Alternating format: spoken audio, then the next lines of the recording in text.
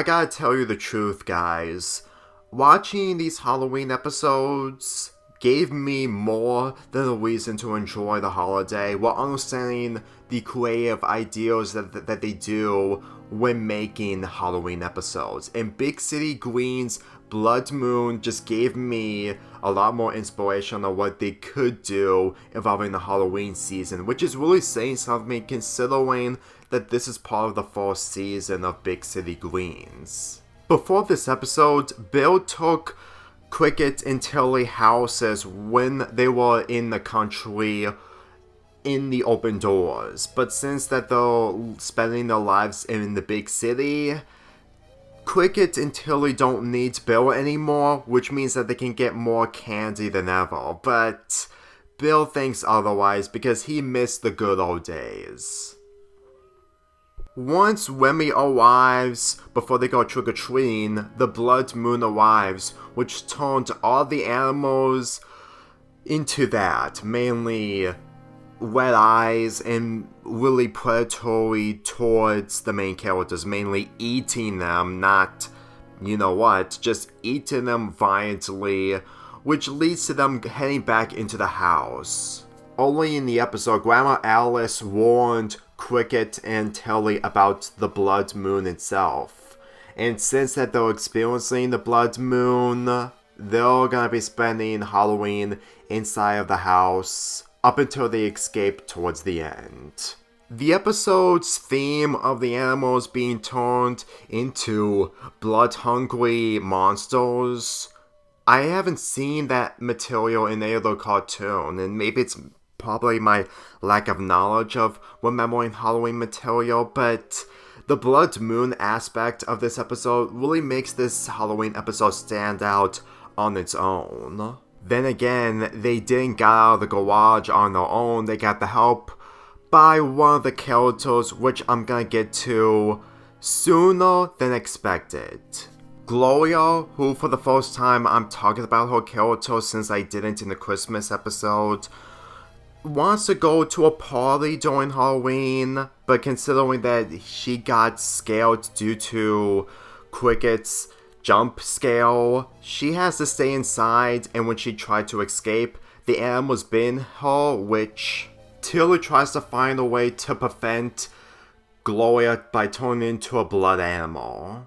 In all honesty, considering that Tilly is a lone child, and the fact that she's doing something in order to prevent Gloria from getting into more situations while also turning into a blood animal, I somewhat relate to Tilly, but at the same time I also relate to Gloria since that she faked on being sick so that she can go to the Halloween party with one of her friends. As much as I relate to all the characters in this episode, it doesn't change the fact that Bill basically caused all this to happen, and knowing full well that it went way more overboard, it really shows that he is just as irresponsible as Cricket, even though that this is mainly out of desperation in comparison to what Cricket has been doing throughout the show.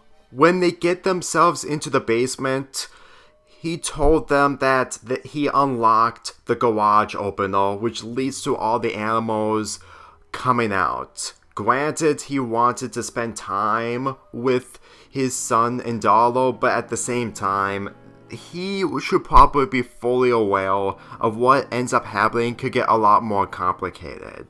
Since I've watched Euphemia before this, and this came out before Euphemia, I got the impression that Bill just isn't the type of person who is being the father figure while being protective towards the others in his family. Granted, he may prove that in the episodes before this, but when it came to this, you would probably expect this to happen if the other characters were willing to do so. But considering that they want to go trick-or-treating, you can really expect that if they were willing to have chaos around the house, you would expect Bill to be the last person to let the animals out. Though then again, parents in cartoons won't be parents 100%. Granted, there are a few cartoons that have strict parents, but when it comes to Disney parents, it really feels like that they want them to be as fun-going as the teenage characters or the younger characters. And the way I see Bill in this, he tries to be like the other parents from the other Disney cartoons. And to be perfectly real with you, he's not doing a good job at it, to the point that him making the choice of releasing the animals when the blood moon is out, I doubt any parent in any other cartoon that isn't Disney related would do something like this. It's really, really beyond themselves to do something involving havoc during Halloween or any other day that isn't Halloween. Even though the final minutes of this episode centers around them getting chased by the animals, they managed to do trick-or-treating and they managed to get the candy, but towards the end, Cricket decides to sacrifice the candy in order to save Bill and the others. When the blood moon goes away, the animals turn back to normal, while Cricket telling his father that he's okay with him taking him trick-or-treating, which Bill accepts. And to be perfectly real with you, an ending like this just sums up a lot that a Halloween episode can do multiple things as long as it's done correctly and have entertaining aspects. And for me personally, this episode has all of those aspects. The animals going berserk due to the blood moon itself is probably the biggest highlight in this entire episode, which made me appreciate the creativity from this episode alone.